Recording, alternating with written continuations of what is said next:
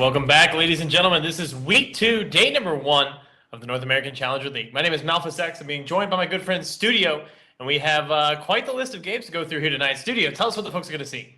All right, game number 1. We're going to be seeing the new curse, double new there, going up against Coast, the two LCS teams that have already made their way to relegations. So we're going to see who really dukes it out between the top two contenders for the LCS team spot, I'd say. I phrased that pretty poorly, but what I'm trying to say is we got to see who's the best of the current LCS teams. And aside from that, we got some other matches coming up as well. Malphus got any details on those? Yeah, it's going to be Curse Academy going up against Velocity Esports. It's going to be the next game. That's going to be followed by Gold Gaming Los Angeles taking on Cognitive Gaming. And our final game of the night is going to pit Napkins in Disguise versus Infinite Odds. Like I said, this is the new curse. So if you haven't been keeping up with the drama, which has been just coming on nonstop, Pobelter is no longer on Curse. Quas has gone from GGLA to join Curse as their solo laner, is what they described him as. And I believe Aframu is no longer on the team, being replaced by Cop. All right, so everybody who is watching here, that Curse Goomba down there, that is indeed Cop. That is, the Smurf account that he got from the LCS. And Zekent supporting, obviously, Voyboy. They have him billed as the mid laner thus far.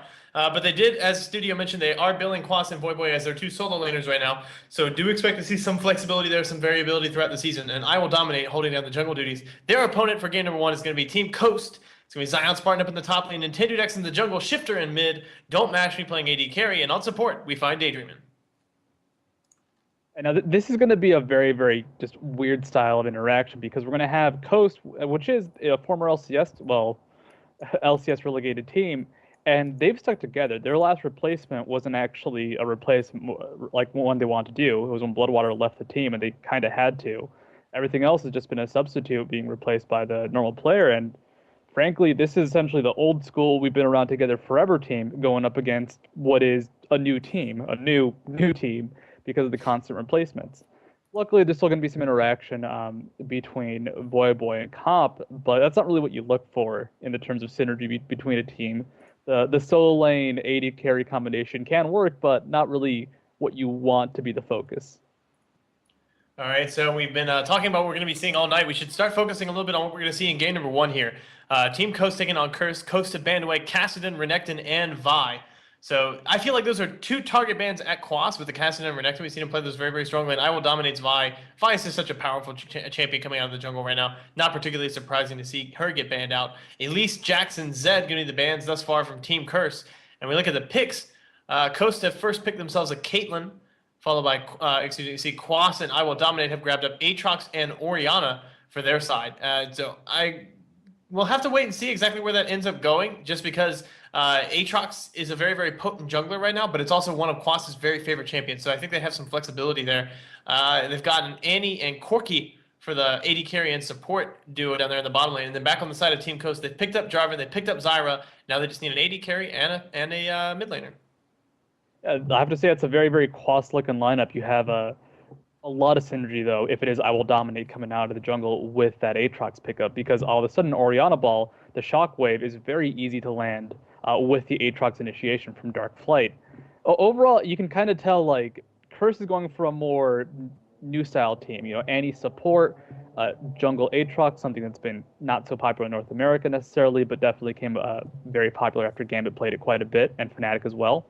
And you look at over at Coast, this is just kind of a Coast lineup. They have Nintendo Dex on Jarvan, which they always make him play.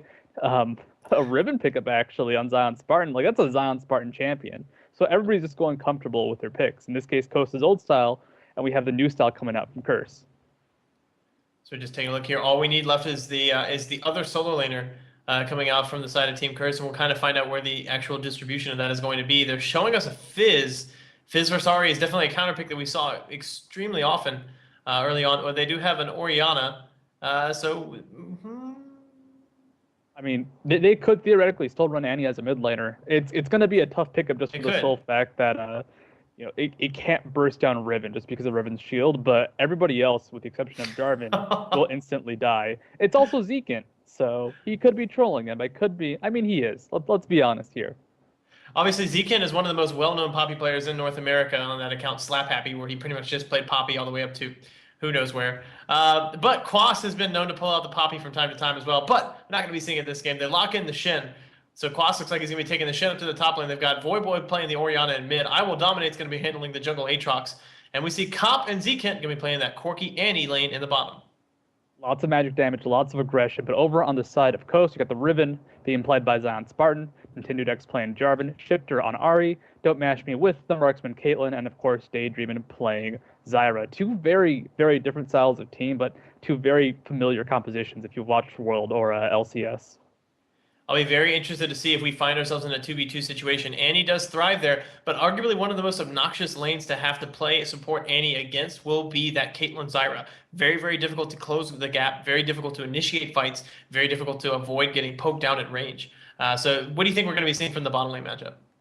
Well, if they do go for the 2v2, like you mentioned, the poke is just immense. Zyra has 575 attack range, which is higher than most supports. So Annie's higher range, 625, is going to be not that effective. You can't really auto-attack harass with that. They could try and shut down Riven. At the same time, Riven's shield and just the predictability of Annie, you know when she's going to be able to stun you, makes it a bit trickier, but it also makes the 1v2 or 3v1 dive very effective. I would assume they're going to go for the 2v2 though. I think both sides feel like they can play it, and really, as long as Zion Spartan gets shut down, that's going to be the main focus for Curse early. All right, guys, so we're going to take a quick break here for a couple of commercials. When we come back, it's going to be game number one of the night between Coast and Curse. Don't go away.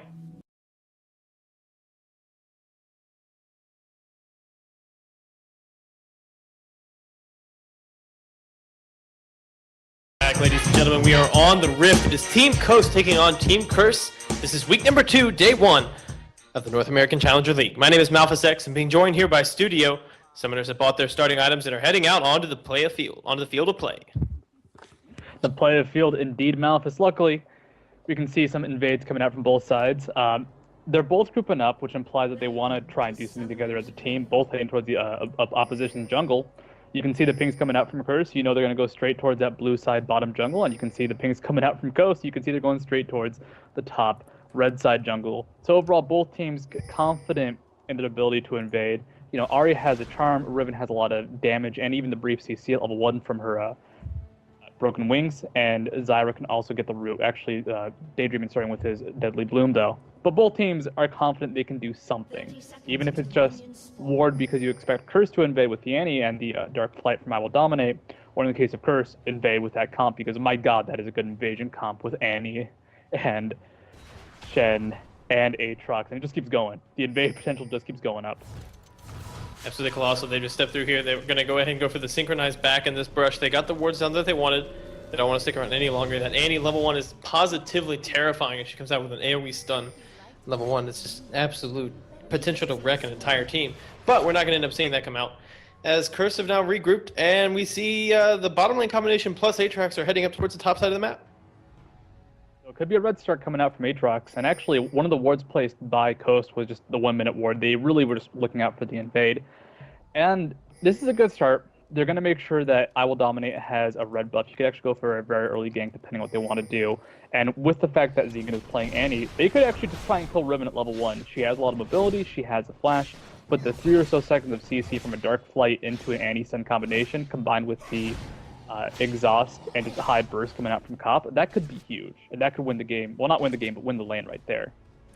Exactly. I mean, Corki Annie is just, there's just so much damage in that lane. Like, Corki is just, he's just so strong right now. And then you combine that with arguably the most aggressive lane bulliest support around. Annie Corki, you put that into a 2v1 against a melee range champion, almost at no point is Zion Spartan even going to be safe to just try to farm up under the tower, as the potential for very, very quickly diving, picking up the kill, and getting back out is so high. I mean, the level 1 damage just from spells is 160 from Zekent and Cop. You factor in auto attacks, you factor in the range of Annie, and the fact that even though her base AD is kind of low, but she can almost always get an auto attack off, usually 2 in those brief engagements, and her damage really stacks up so quickly. At the same time, Daydreaming and Don't Mash Me going aggressive bot lane, Shen's going to have a lot of trouble there just with a sustained harass. You know, you can outrange and incinerate, you can outrange and disintegrate from Annie, but outranging auto attacks from Caitlyn, outranging the harass from Zyra is much, much harder to do. So we see Don't Match Me and Daydream, and they're going for a combination of just harassing Quas down and then last hitting the creeps. And then once the creep wave is too large, they push it in a little bit more aggressively there and force them to miss as much CS as possible while getting as much damage as they can down. In the mid lane, Voyboy and Shifter trading once again, both starting with Flask. That Orianna versus Ahri matchup is becoming kind of classic. It's very, very quickly becoming the duel of the ages. It's a pretty skill-based matchup. I personally feel that Orianna has a little bit more control earlier on, and because she will go for a Chalice-type build, has less mana issues and is less blue-dependent than Ahri. But at the same time, Shifter, if he catches Voyboy out of position at all, especially post-level 6, he can go for an ult combination, he can burst down Voyboy very quickly, and there's very little Orianna can do about it. So overall, very skill-based matchup, as aggression going down in the bot lane. All Dominate taking a bit of harass, and that's okay though. You know, he's Aatrox, he can actually still jungle pretty safely with low HP. And he's mostly there to make sure Shen gets some experience, Shen gets something, kind of like what Nintendo X is doing top right now. Pushing the lane up, making sure Zion Spartan gets some stuff done. Both teams are kind of used to this playstyle. They played each other a bunch in the past. And even though they have a new lineup on Curse, the focus, I'd say, you know, the solo lane of top and mid were always kind of the same for both teams. But make sure Shifter does well, make sure Voyboy does well for Curse. And it's kind of showing here that playstyle where they both defend the top laner. So I mean, we've seen that the 1v2 meta has kind of become a situation where that solo laner and the jungler combine to form a kill lane. And I feel like that's much more evident in the lineup from Coast with Jarvan Riven, which to me is a lot more terrifying than Shin Aatrox. Aatrox does a lot of good early game damage, and there is some significant CC between the two of them, but it just doesn't have that scary combination of the Jarvan armor shred coming through with Riven following up. Oh yeah, that is a devastating combo. You can actually see Nintendo X looking for that kill. But really what it comes down to is you want someone that can possibly get a kill, but at a minimum you want to be able to help them survive. So Jarvan compared to another jungler like Zach would have a bit more trouble being threatening in lane with Riven. So part of it is that yes, it's a big threat, but it's also a big threat to make sure they can actually push forward and get Riven some CS and some experience. As you can see, the top laners are just having no fun this game. 13 CS versus 9 CS. And I mean, this is what a 2v1 is all about, right? Just getting the tower as quickly as possible. Dominate coming forward with a Dark Flight. Not being able to get too much down. He's Don't Match Me. He's able to step aside, get himself out from under that with the 90 caliber net. And, you know, Dominate is, as you mentioned before, just trying to buy space for Quas. And we talked a little bit about how much more kill potential there was from Nintendo Dex and Zion Spartan. And Zion Spartan's being rewarded with that. He's got a little bit more CS than Nintendo Dex, or excuse me, than his opponent Quas does on the other side of the map. You actually see Nintendo X playing the support role, just sitting in the brush, just making sure Riven gets experience in CS. That is kind of this is the most passive 2v2 in a sense, because both teams realize how easily someone can die. And as a result, they're playing super passively, just going for the farm. But it's unfortunately their best choice. I want to see blood spill. I want to see blood just across the place. But we might see with Aatrox headed bottom, I will Dominate's not going to get spotted by anything. So if they want to try and catch out that bot lane with Daydream and Don't Match Me, now is the time. Creep Wave is at the tower. Quas is going to step back out. They know something's up. They spot Dominate out of the ward. Dominate going to get the blades down. Doesn't want to use the Dark Flight until Don't Match Me has already used his flash. There comes that flash out now as he tries to come in on the other side of it. We see Quas comes back forward there, uses the taunt flash combination, going to get the cleanse out of Don't Match Me. Don't Match Me going to back away from this. Huge damage coming out from the E of Aatrox at max range, but they're not going to be able to pick up either kill. However, they do get the cleanse and the flash out of Don't Match Me. I get a lot more though, because they have Shifter roaming towards that bot lane. Daydream is pressing forward. They know something is up. They know Shifter is MIA. He's going for this kill. I will Dominate. Oh, will not be able to get away. The Orb Deception at max range, catching that out. Very, very nicely played from Shifter. A beautiful roam, and Voyboy is going to have to find some way to punish him. He could try and just zone him out from this CS right now. Voyboy actually roaming towards that river, trying to make sure that Shifter can't easily get CS. They're going to meet up right now, and Voyboy doesn't have a lot of mana to go for a kill, but he can just delay Shifter. You see he's maxing out that dissonance. A big chunk of damage going down into Shifter there. Shifter does have the Crystalline Flask, couple charges left over there. So he's not going to be too upset about that one. Zion Spartan stepping out from under the tower, getting a decent amount of damage down onto Zekent, but taking a massive amount of burst right back. Exhaust comes out. Zekent maybe thought they had some kill potential, but without another 1.75 second stun coming out of Andy, they did not have the opportunity to convert that. Actually, mid lane of Flash Blunt from Voyboy, Nintendo Dex went forward, use a Cataclysm, and just Voyboy got out of there, but burned a cooldown. There's actually going to be a really good engagement bot lane for Curse because they did well Don't Match Me's Flash and Cleanse. But it was just a follow-up from Ahri. Unfortunately, they both, I Will Dominate and Quas, need to sit underneath the turret, recall together, and try and just counter Ahri's gank if she did approach. But it's a scary thing to do because it can very easily turn into a double kill for an Ahri, and it's also they were not ready for that gank. Shifter going to get pulled back in by the Shockwave. There's the distance coming out. I Will Dominate will get the lockup. Quas comes in from the side with the taunt. I Will Dominate's the one to pick up the kill as Curse collapsed on the mid lane with a 3-man gank. Response kill, no ward coverage in the mid lane to protect Ari from that, and you don't expect the top laner to roam like that, especially in conjunction with the jungler. So here comes the Nintendo X trying to defend. Zalenspartan's coming in from behind. They have a lot of damage, and ultimate's full blown. They know that there's no ultimate coming out here on Boy Zion Spartan. Quas gonna be the one to get popped up. Zion Spartan still popping the ult, gets locked up before he can use the wind slash. Quas picks up that kill. Nintendo Dex has to flash back out. Can he get away? The dagger's not gonna land. The Q and the W will be good. Boy picks up yet another kill with that dissonance. Big mistake coming out from Zion Spartan, accidentally using the wind slash in the wrong direction. The animation came out after Shen taunted, so missing Quas, which would have picked up that kill most likely. Now mid turret's gonna fall. They do have Shifter in the area. Actually, Flash from Daydream is going for this. Daydreamin trying to lock up Quas. Quas going to try to get out. Will not be able to do so. Shifter follows that up. A kill goes over to Daydreamin, and just like that, Coast answered 2 more back. That push lasted long enough that Shifter was able to respawn from base and approach back into the mid lane. Still, though, the top turret does fall, but overall, a very, very good counterplay. And actually, this game's evened up. The one advantage there is that they did manage to get the mid tower low. On the side of Coast. That mid turret only has 400 HP. It's going to go down soon. At the same time, but kills and turrets are equal now. So very, very good job from both teams, really making the plays. And you got to check out that CS gap as well in the mid lane. 20 CS separating Voyboy and Shifter at this point. Voyboy just using that extremely aggressive Orianna coming back out, using the shield, getting really, really strong auto attack trades. But Coast, they're going to try to actually build themselves an advantage on this one. They recognize that they have a positional advantage, and they're going to take it down the dragon. There's going to be no response here whatsoever from Coast, grabbing themselves a 10-minute dragon. As that happens, Don't Mash, he pushes in the bot turret, actually takes out a decent chunk of HP from that tier 2. Top turret still being pushed in by Riven. Shen does have the ultimate now, so if they go for a 4v4, Curse can try and turn this around with the Shen ultimate, but Zion Spartan, I mean, he would not have any trouble interrupting that one. As he attacks the turret with Quas, Danily trying to CS near him. Does dodge his taunt too. Zion Spartan, next level plays, dancing around under the tower. Oracle's Elixir going to go ahead and get picked up here by Daydreamin. So he's recognized that they're roaming around enough that they need to start taking control of the map. And Curse, they're going to answer back with their second tower of the game. That brings the goal within 500. Coast still leading at the 11-minute mark. Zion Spartan initiates onto Quas, going to get a decent amount of damage down. They're just going to go ahead and back away. Definitely a good response kill. I like the Oracle pickup from Daydream, and he got an early kill. He's 1-0-1. He has his core build as support, which is round boots and a sightstone. So now if they want to go for an early map control, for an early aggressive game, he has the goal to go ahead and just pop the Oracles and roam and just take out wards like crazy. Actually missing a ward south of him, but actually gank on Zion Spartan up in the top lane. Zion Spartan gets taunt. He used the flash, come back out with the ultimate. Wind Slash is going to be able to pick up the kill on the Quas. Ken I Will Dominate answer this back. Yes, indeed he can.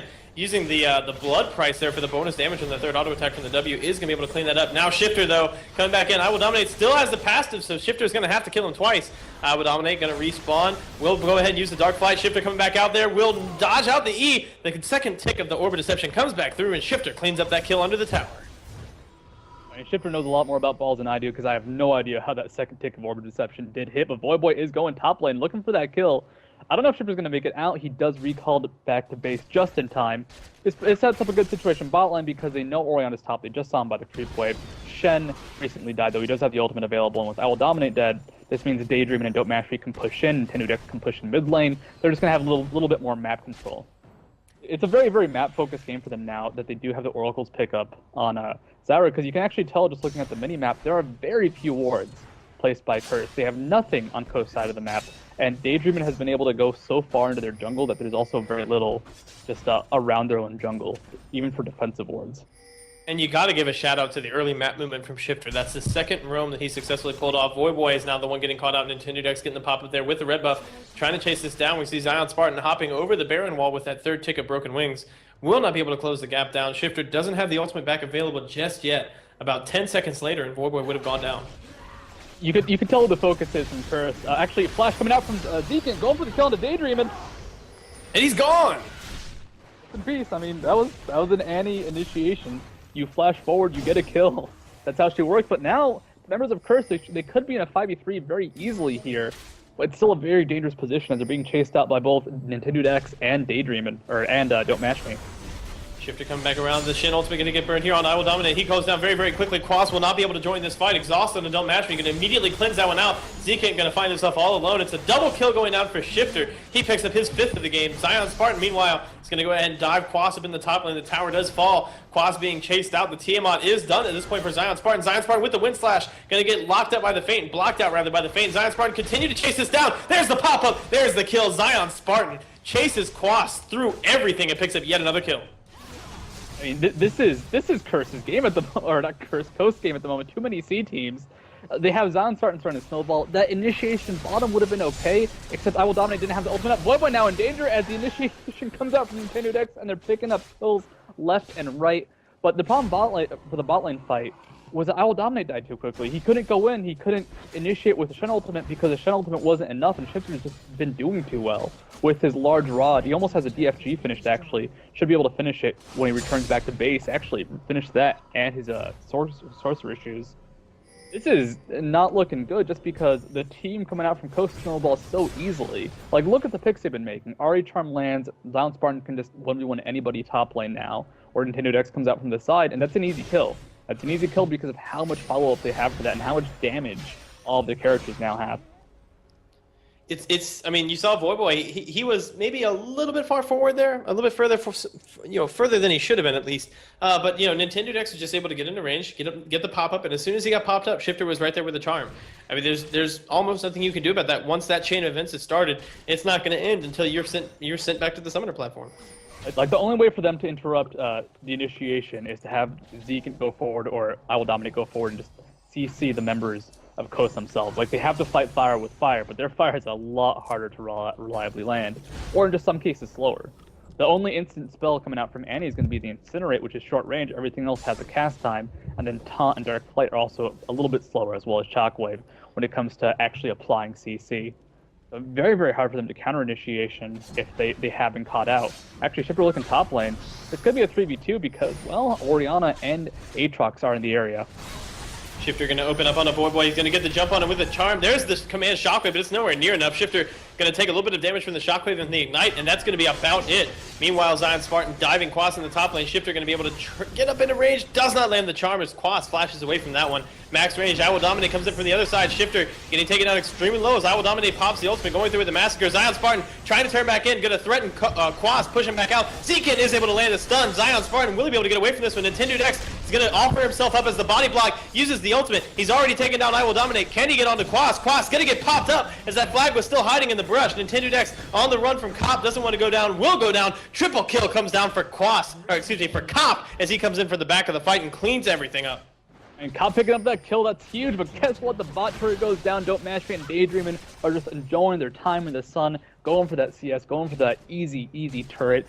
I mean, Curse picked up more in terms of kills, but he lost a little bit more map control, and then Don't Match Me isn't being stopped. It was huge for them. They had to get those kills. If that had just been a 1-for-0 trade, then they would have been done for in a sense, because they still would have lost bot turret, they still would have fallen behind. But still, these kills are after losing something. That in the end was, I believe, a 2-for-3 exchange. I Will Dominate going down and Voyboy going down, I want to say. And that's just still not that good, especially if you're losing bot turret. Their overall gold shift still went in favor of Coast. And you see, I mean, so much of that gold is just focused in on a Cop at this point. They have to be careful about protecting that Corki. Curse will be able to take down the dragon. They grab that for themselves. I Will Dominate, smiting that one away. 4 kills now onto Cop. He's finished up that Trinity Force. He's got another 2,400 gold in the inventory. So once he goes back and picks up that second item, I mean, he has to be the focal point of this team right now. And you look at the team fighting potential that Curse do have. There's the opportunity for Aatrox to dive in on people with the ball. Then they get the Shockwave. Then they get the Anti-Stun. And then they get the Shin Taunt, potentially on multiple people. If they're able to make that kind of lockdown happen and Shifter or Don't Match Me are a part of it, then they could very easily turn back a team fight and put themselves right back into this game. At the same time, Coast is not grouping. Coast does not want to group. They see the team fight. They realize that Riven Ari may not be the best team fighters going up against just gobs and gobs of AoE CC. So they're trying to play this like a team slasher flick. They're just kind of spreading her out, trying to get members of Curse to go off on their own, and then just have Ari, which would be the slasher in this case, murder them like they were teens at camp. So this really is a very, very defensive game in a sense for them, where they just never want to group up, and then they just want to catch someone off guard. Like, if they group up, you're right. Their team fight is abysmal in comparison to Annie, Orianna, Aatrox, Shen, and even Cop with his ranged poke provides a lot to team fights, and the armor shred. So they can't go for that team fight, and they know it. But the other concern has to be how well will I Will Dominate scale into the late game. I mean, that's the other thing we're going to have to watch out for. Aatrox is considered an extremely dominant early game jungler, but Curse, I'm not exactly sure if they were able to take full advantage of that one. I mean, he's been a part of 7 of their 8 kills. I Will Dominate has been making plays happen across the map. He's going to try to make another one happen up in the top lane. Zion Spartan juking away. Doesn't want to get popped up by that Dark Flight. I Will Dominate is going to let him go to just pick up the farm, and they recognize that the rest of Coast are probably moving through the jungle to respond. Actually, very little ward coverage, too. The red buff is being taken. Actually, it's not. It's Trap. It's set up for I Will Dominate. Can he get out of this? He's done for. They use a couple of ultimates there to pick that one up, and now Shifter's going to use the rest of his ult to get back out over the wall. Quas on the run. Charm will not land as he jukes it out, and the Orb of Deception, and the Wind Slash, but it's not going to matter. Shifter just has too much damage and cleans him up. Quas juking skills by going straight forward in the line because they just expected the dodges. That happens sometimes, especially at a pro level where you expect someone to dodge in one direction, they don't do so, and you just completely whiff a very easy skill shot. Quas really playing the mind games there, but it doesn't matter because the damage from Foxfire and the damage from Riven were just way too high. Now, continued. Ooh, throws back the standard and just says, I dare you to stand between me and this point. If you do at any point, I will pop you up and you will have a bad time. I love the angle coming out from Don't Mash Me there, just playing way off to the side where the rest of his team was able to back him up, making it harder for an over-the-wall anti-initiation. They couldn't also catch Daydream at the same time. This is scary, man. 4,000 gold lead for a team that's snowballing, and a team that loves to snowball with the Riven already pickups. I mean, Shifter is 823. What's his next purchase going to be? How much gold does he have? Yeah, 1,700 now. So he can't quite finish a Rabadon's Death Cap, which would be the normal build, but that's probably what he's waiting for to go back on. And then all this time, Don't Mash Me is 0-0-1. Don't Mash Me really hasn't been in this game, and with their spread out playstyle, they don't want him to be necessarily. If they're team fighting, it means they're doing something wrong. So he's 200 CS. He's contributed very little in terms of kills, but his map pressure and the fact that he's always farming and always threatening bot lane or mid lane has really been helping out the team. And so much of this is just Zion Spartan has transitioned out of that 2v1 so much more smoothly than Quas did. Quas was, I mean, he just fell behind in CS and hasn't really had an opportunity to catch back up because Riven just hits a power spike so much sooner than Shen does. If Shen isn't able to buy that early HP, if he isn't able to buy that early armor, then Riven kind of gets to do exactly what we've seen Zion Spartan do all game long. And now that Quas finally does have a Sunfire Cape, Zion Spartan said, I could finish up my Hydra, but I'd much rather just have a Last Whisper. I mean, he also has the CDR boots. Normally, you actually see either brown boots or no boots coming out from Riven for quite some time. So, Zion Spartan's just been playing this for the 1v1, just going for non-stop, I can all you at any time potential. And which he's doing right now, actually, going forward towards Quas, just trying to trade successfully, which he did there. He got a lot of damage done to Quas. Quas is doing all right. Quas' #1 priority right now is keeping this tower as healthy as possible, and Zion Spartan's going to make that as difficult a job for him as he possibly can. Zion Spartan going to get caught out with a taunt, loses a little over half his health to the tower, and that's the one advantage Shen will have on this one. The rest of Curse are in the mid lane. Zekin going to get charmed up. He's down before he has an opportunity to cast a spell. Double kill goes down for Nintendo Dex as he cleans up the kill on the Void Boy. Up in the top lane, Quas trying to make something happen against Zion Spartan. He tried to use the ultimate, got initiated on. Zion Spartan's going to be able to clean that one up. The flash comes out, the Cataclysm's there, but Cop going to be able to flash away, and just like that, Coast snap 2, 3 kills across the map. They're moving in for the inhibitor tower. I mean, Curse have to love Shifter right now because of how many hearts are just hitting them square in the face. You gotta give credit to Shifter because he did not make that a team fight. That was not a team fight. That was a pick-off. That was one charm lighting over the wall because Curse's ward coverage going forward wasn't quite there. And now they're taking the mid-inhibitor turret. Now Cop is actually there to defend with Aatrox, and frankly, it's not really enough to be a major threat. At the same time, Coast's gonna back off out of this. They want to play safely. They do not want a team fight. They know all the ultimates are up for the members of Curse. I will dominate. Decides not to live. He's burning his passive, and Don't Mash Me, is he gonna fall down for this one? Cop just needs one more. He's gonna Valkyrie forward, picks up the kill. Shifter turns back around. Cop gonna use the barrier. Shifter flashes over the daggers. Dominate gets back in with the dark flight. Beautiful shield coming out from Void Boy. It's not gonna be enough. We see Shifter is able to pick that one up with the second tick of the Orb of Deception. The Ignite is down. Shutdown goes down to Void Boy as he closes down the last auto attack. And just like that, Curse grabbed 2 more kills, solely on the fact that Coast got a little too greedy for that inhibitor tower. They took it down low, but they burned a lot. I Will Dominate's passive is down. That is huge for them in team fights. They need him to initiate, and right now, with the way that the team fights are going, if he doesn't have that passive up, he's going to die with only getting that stun off, which could be enough. But at the same time, we've seen how quickly he's gone down in the past. The Shen ults that haven't been able to succeed on him, and that's a big deal that the passive is no longer available. They no longer have a reliable Shen ultimate. And really, it's kills in response to kills in a turret.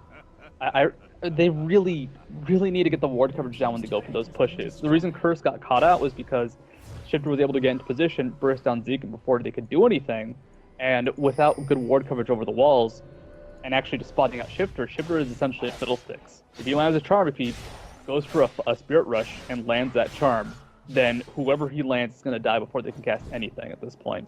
Unless Quas happens to be in the area, which if that's the case, that means Zion Spartan has taken their top inhibitor. So you see Quas has now completed the Warden's Mail. He's trying to get as much armor and HP as he can for himself. He wants to get a Spirit Visage at some point, but right now he's not concerned at all with the magic resist, so he's just bought all of the health components of the item, and it's just now going in towards... He's grabbed the Warden's Mail. We'll see if he completes the Randuin's Omen before he moves back out. I Will Dominate, baiting out the Flag and Drag combo from Nintendo X. They're going to use the Dark Flight to get over the wall, and is now going to have to run away from this one as Nintendo X steps forward there, has a pink ward down. They're going to try to secure their red buff before Coast can come in and pick up the steal. We see Nintendo X going to get the standard over there. I Will Dominate's the one to pick it up. Okay, I thought for a second that Nintendo X used the smite on that one, but no, that was Dominate's smite followed by an auto attack to pick that up. Nintendo X not quite having his smite available. Now we're back into the situation. They have in top lane, just staying there, just being a huge burden to Quas. He has a 3-level advantage. He is impossible to beat in a 1v1 right now. And a 100 CS gap as well between those two. Coast grouped up mid lane, they're not going to do anything because they just want one auto attack on the turret, and they know that Curse is going to try and prevent that as much as possible. They want to bait stuff out. They want to bait just mana cooldowns. Make sure that Curse is wasting time as Quas just gets closer and closer to that top turret. Oh, Cop does get tagged by the charm, but there was no follow coming out from that one. Don't Mash Me will get that final tick onto the tower. It will fall down, and Coast, they're pretty dominantly in control of this one. They're up. What is this? Just over 7,000 gold? No, almost 8,000 gold. They've just taken down that tower. They're up 7-3 in terms of towers right now. This is not an easy game to be Cursed.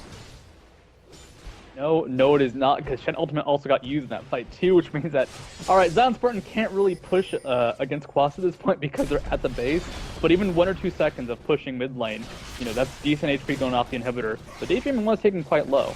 They still have a very squishy team with the exception of Jarvan, so a good initiation from Curse can win a team fight.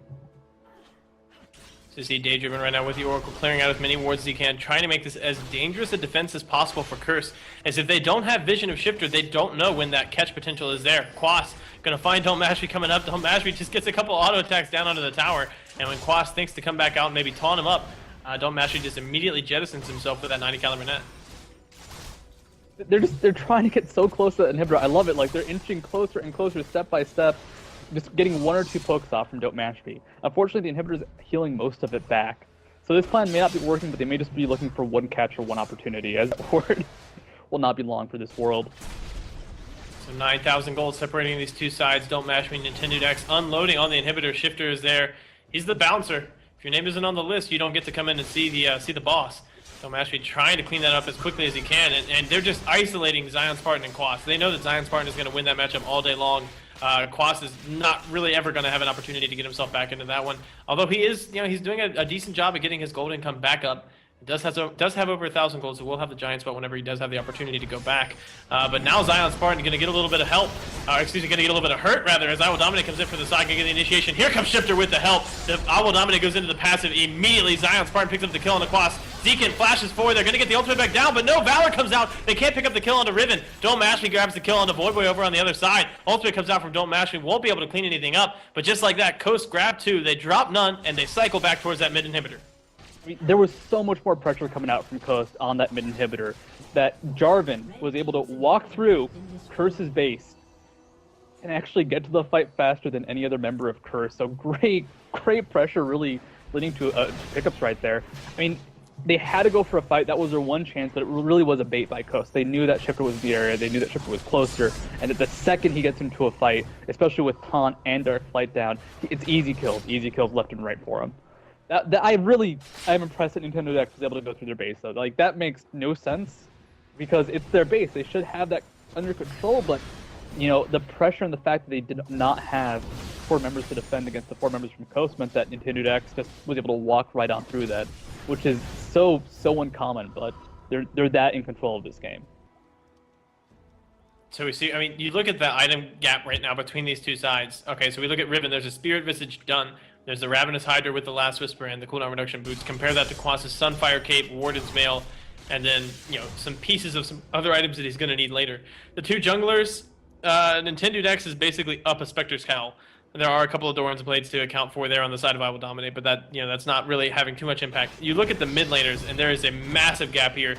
Cop going to try to chase down the Zion Spartan, not going to be able to get any work done. So you look at Ahri, there's a Death Cap, Deathfire Grasp, and Void Staff in there with the Spell Pin Boots, whereas Void Boy has only managed to complete the Athene's Unholy Grail, doesn't even have the Death Cap, which is going to be his second item yet. And then between the 2 AD carries, whereas Don't Mash Me is still only 1, 1, and 3. Actually, I guess we should point out that Coast have just 2-manned the Baron without too much difficulty there. And Deacon almost gets 1 shot. He's not going to go down to that one. Coast are just dominantly in control of this game. They're up 4 towers, they're up a Baron, they're up multiple dragons, and I don't know that Quas is... Nope. Wow, that's a lot of damage. Shifter is going to be able to pick this one up. Last tick of the ultimate. Down goes Quas.